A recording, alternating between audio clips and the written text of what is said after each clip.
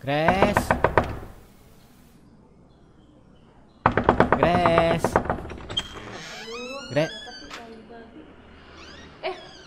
Lu ada apaan pagi-pagi?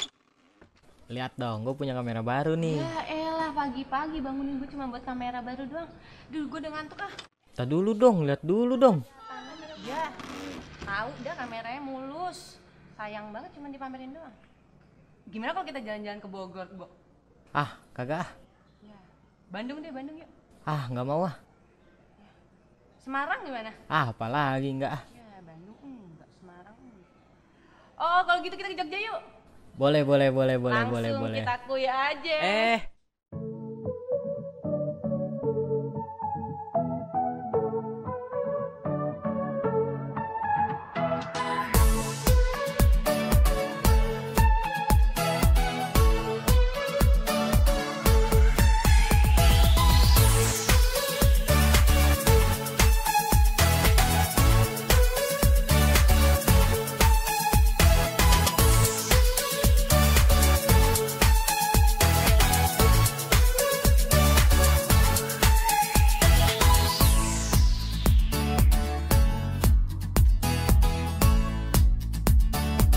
Kuy, kita ulik yuk. Kuy, kita ulik yuk.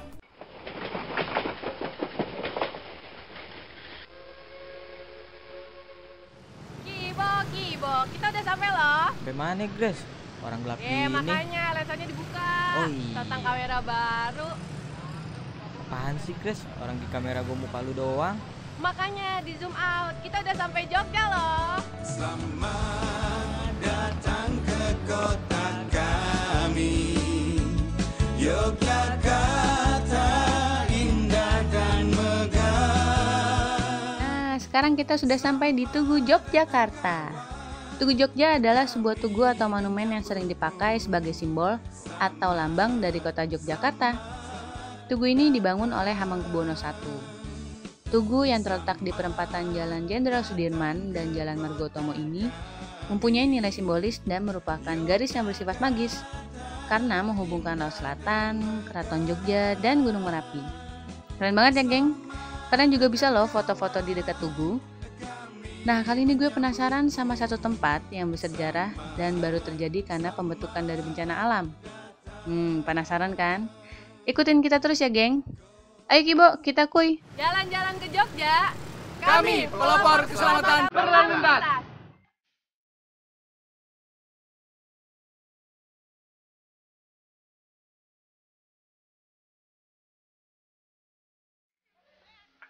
Halo Sobat Kuy, kali ini Grace sudah sampai nih di daerah Gunung Merapi. Kalau kalian masih ingat pada tahun 2010 silam sempat terjadi nih yang namanya peristiwa bencana alam, yaitu meletusnya Gunung Merapi yang akhirnya menimbulkan korban jiwa sebanyak 350 orang beserta sang juru kunci yaitu Mbah Marijal. Nah, pasca terjadinya peristiwa tersebut, akhirnya di daerah Gunung Merapi dibuatlah sebuah museum yaitu Museum Sisa Hartaku. Untuk menuju ke TKP, kita mesti banget nih yang namanya naik mobil jeep karena perjalanannya agak nanjak ke atas.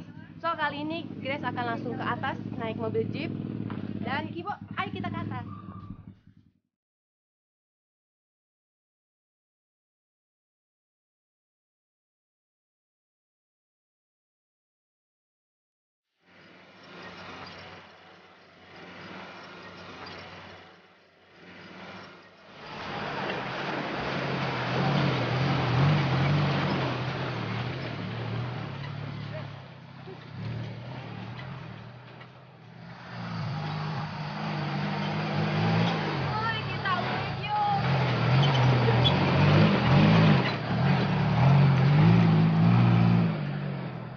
Akhirnya gue udah sampai juga di Museum Sisa Hartaku. Setelah melewati perjalanan yang super gokil, akhirnya gue udah sampai di sini dan penasaran banget sih pengen lihat museumnya kayak apa. So Kibo, kita kuy yuk.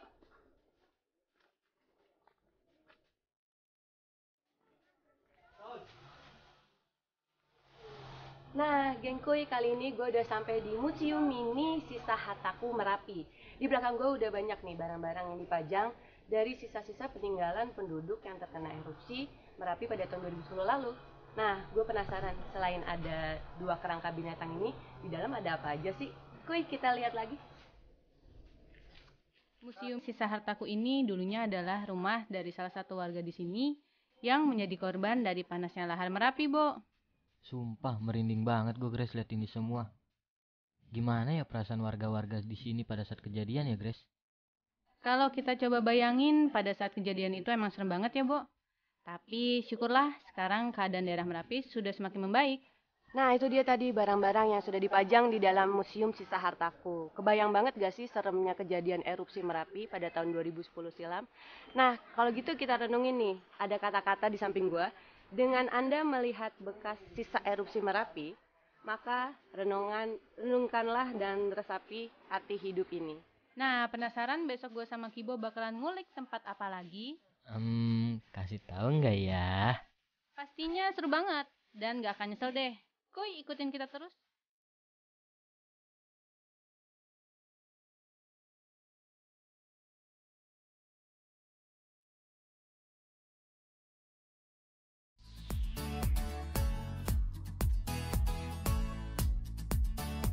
Kuy, kita ulik yuk.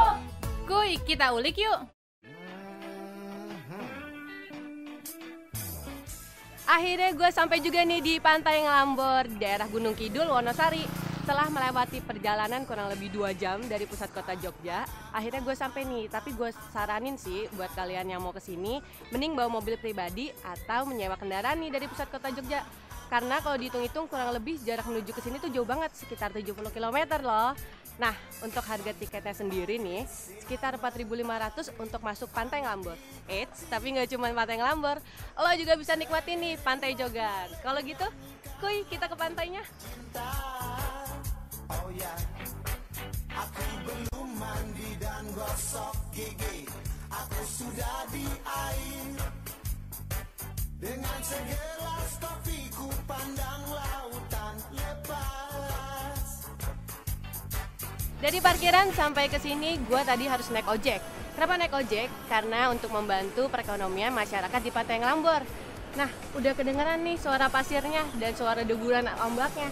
Kalau gitu, kita kuy aja yuk ke bawah.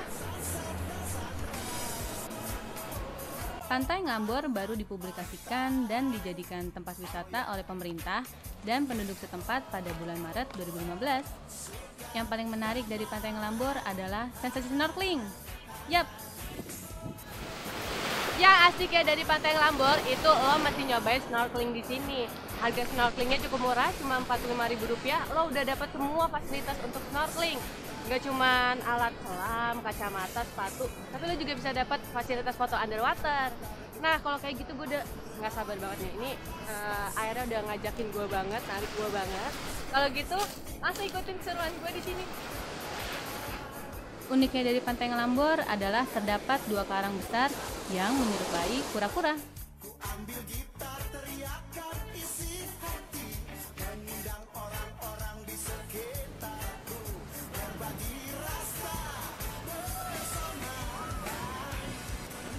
Keistimewaan dari Pantai Ngelambor adalah air lautnya yang begitu jernih sehingga kita dapat leluasa melihat karang, ikan dengan berbagai jenis, rumput laut dan aneka biota laut dari permukaan air.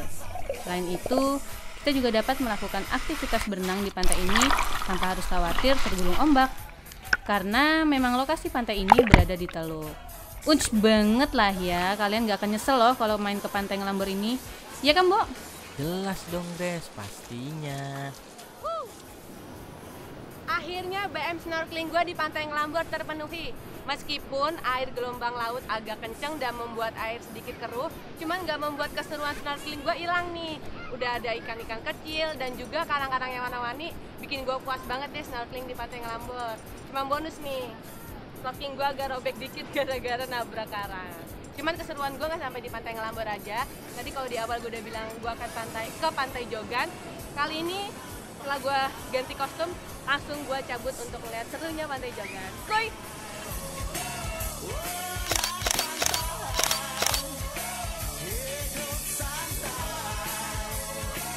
Pantai Ngelambor, kuy, kita ulik yuk!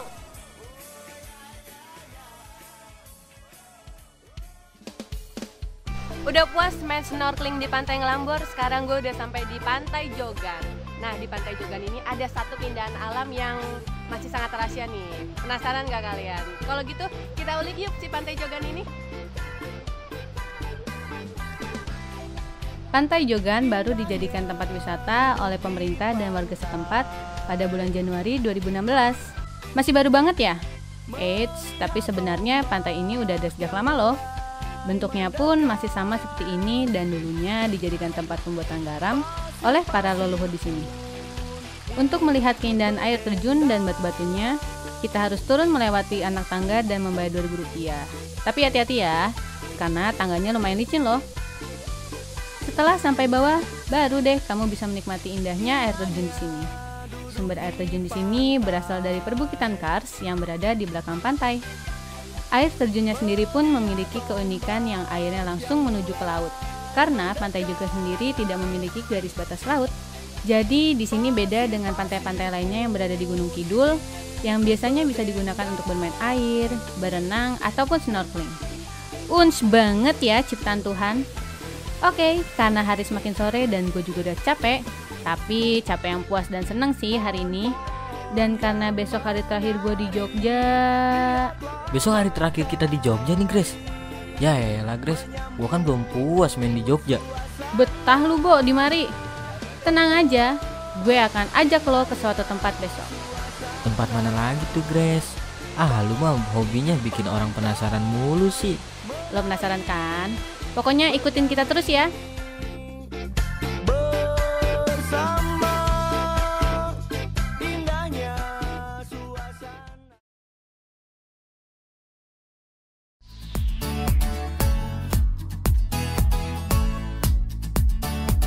Kuy, kita ulik yuk.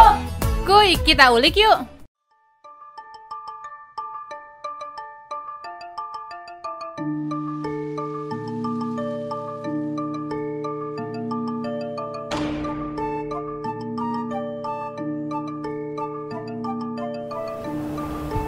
Wah, ini dia nih khasnya kota Jogja. Eits, ada sobat kuy, kali ini Grace udah berada di daerah Danau Rejan, kota Jogja. Dan di sini adalah pusatnya oleh-oleh Bapia. Di sini nih Grace sudah berada di depannya toko sekaligus pabriknya langsung Bapia Patok 25. Nah, Grace penasaran banget nih ngintip cara pembuatan Bapia di dalam. Kalau gitu langsung aja kita masuk. Kibo, ayo. Wah, bisa nyobain dulu rasanya. Ini yang paling laris ya Mbak ya? Iya, rasa apa? Rasa ini. Aku coba satu ya. Boleh? Ini baru banget anget dari pabrik nih Mbak ya. Coba ya. Isinya masih lembut banget. Pasti kalian bakal penasaran banget rasanya kayak apa karena rasanya lembut dan manis. Aku pengen beli banyak Mbak, di mana nih? Boleh langsung kita aja mau ya rasa. Bisa langsung. Aku bakal borong yang banyak buat orang di rumah. Jadi sobat kuy, kalau kalian pengen banget beli oleh-oleh buat keluarga di rumah dari Jogja nih, mampir langsung ke Bapia Patok 25. Di toko Bapia Patok 25 menjual berbagai macam varian rasa loh, dan harganya pun berbeda-beda. Satu box Bapia rasa kacang hijau harganya 30.000. Nah, kalau rasa nanas dan coklat harganya 35.000. Di sini juga menjual kemasan satu box dengan aneka rasa yang dijual dengan harga 45.000. Selain Bapia, di toko ini juga menjual berbagai macam oleh-oleh lain seperti keripik dan manisan. Wah, enak-enak ya Grace bapianya. Ah, gue mau bawain yang banyak buat oleh-oleh orang di rumah. Wah, haruslah, Bo. Lagian, Bapia di sini harganya murah-murah loh. Jangan kikir lah sama orang rumah. Oke deh, kalau gitu intip dikit yuk, Bo, proses pembuatannya. Lah, gue terus Grace. Seru ya Grace ternyata. Jadi pengen gue. Jangan deh, Bo. Ntar hancur tuh kue sama lo. Ya iyalah Grace, gitu banget sih lu. Lagian kan gue cuma pengen makan kuenya kali. Ah, makan mulu pikiran lu, Bo. Belilah. Ah, lu aja deh yang beli. Gue nyomot punya lu aja. Tadi katanya lu mau beli. Iya deh, gue beliin. Untung temen lu, Bo.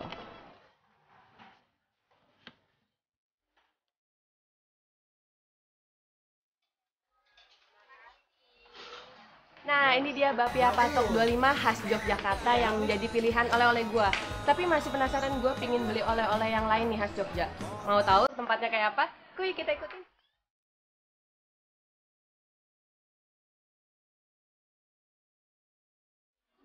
Nah, di belakang gue ini udah ada Pasar Beringharjo loh.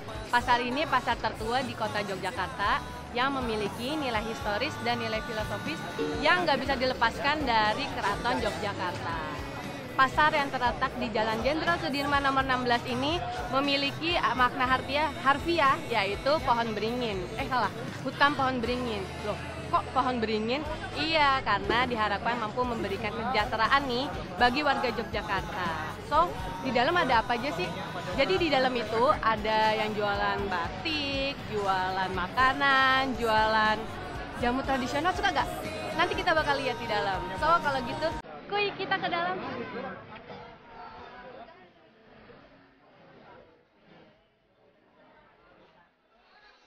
Wilayah Pasar Beringharjo pada awalnya adalah hutan beringin. Tidak lama setelah berdirinya Keraton Yogyakarta pada tahun 1758, wilayah pasar ini dijadikan tempat transaksi ekonomi oleh warga Yogyakarta dan sekitarnya. Ratusan tahun kemudian, pada tanggal 24 Maret tahun 1925, Keraton Jogja menugaskan Nederlands Indisch Beton Maatschappij atau perusahaan beton Hindia Belanda untuk membangun los-los pasar. Pada akhir Agustus 1925, 11 kios telah terselesaikan dan yang lainnya menyusul secara bertahap. Nama Beringharjo diberikan setelah bertatahnya Sri Sultan Hamengkubuwono VIII pada tanggal 24 Maret tahun 1925. Sri Sultan Hamengkubuwono VIII memerintahkan agar semua instansi di bawah naungan Kesultanan Yogyakarta menggunakan bahasa Jawa. Nama Beringharjo dipilih karena memiliki arti wilayah yang semula hutan beringin atau bering yang diharapkan dapat memberikan kesejahteraan atau harjo. Nama Beringharjo sendiri dinilai tepat karena lokasi pasar merupakan bekas hutan beringin dan pohon beringin merupakan lambang kebesaran dan pengayoman bagi banyak orang.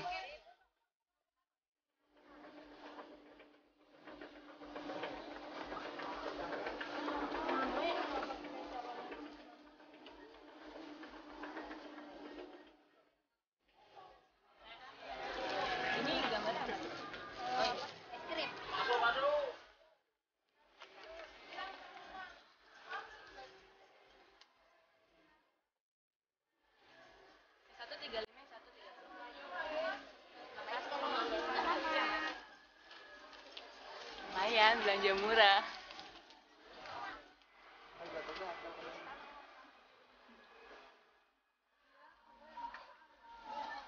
Nah, ini dia nih hasil belanjaan gue di Pasar Beringharjo. Tapi gue masih penasaran pingin jalan-jalan ke Malioboro. Kalau gitu, kuy, kita jalan.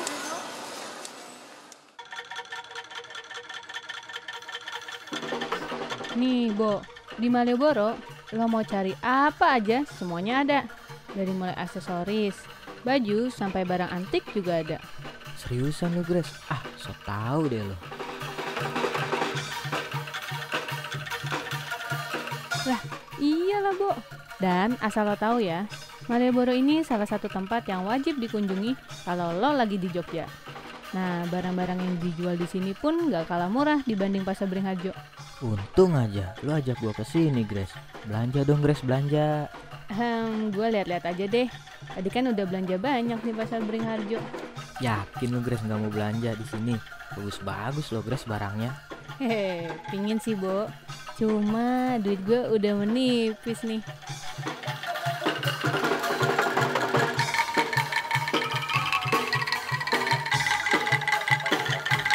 Oh iya, nggak berasa ya, Grace. Udah hari terakhir aja kita di Jogja. Iya ya, Bo. 3 hari keliling Jogja emang berkesan banget di hati gue. Setuju banget gue, Grace. Apa yang lu rasain, itu juga yang gue rasain.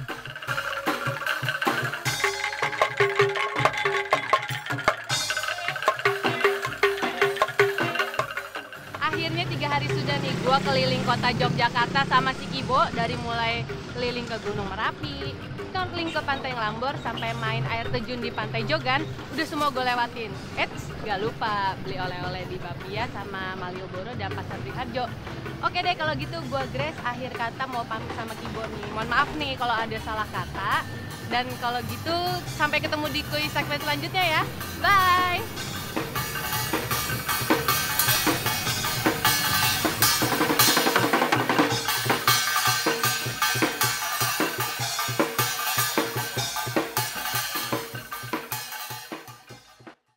Gak apa-apa jelek, yang penting sombong. Berkarya jujur dan jangan bohong. Tunjukin mereka lo bukan tong kosong. Gak apa-apa jelek, yang penting sombong. Gokil. Dari parkirnya mobil sampai ke sini gue tadi naik gojek lagi.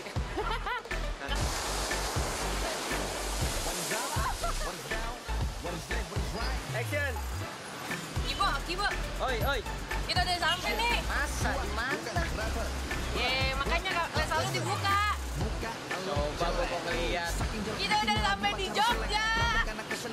Tinggal Action. wah, akhirnya selesai juga nih gua keliling-keliling kota Jakarta selama 3 hari. Sampai kapan lo begini?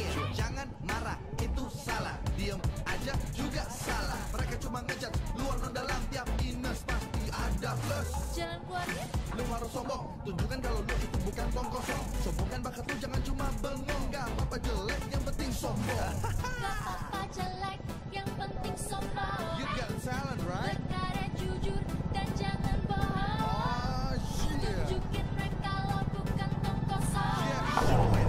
Gak apa-apa jelek, yang penting sombong.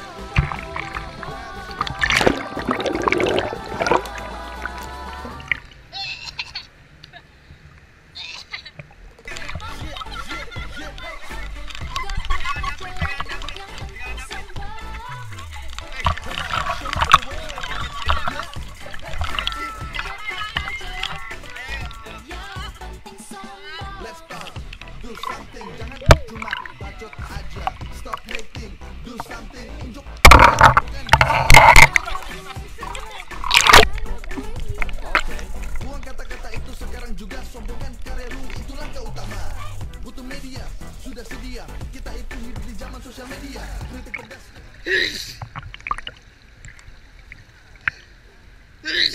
Short, let's create more. Berkarya jujur dan jangan bohong. Gak apa-apa jelek, yang penting sombong. Gak apa-apa jelek, Yeah. yang penting sombong. One more time, listen. Berkarya jujur dan jangan bohong. You got it? Tunjukin mereka lo bukan tong kosong. Now show it to all Gak of them. apa-apa jelek,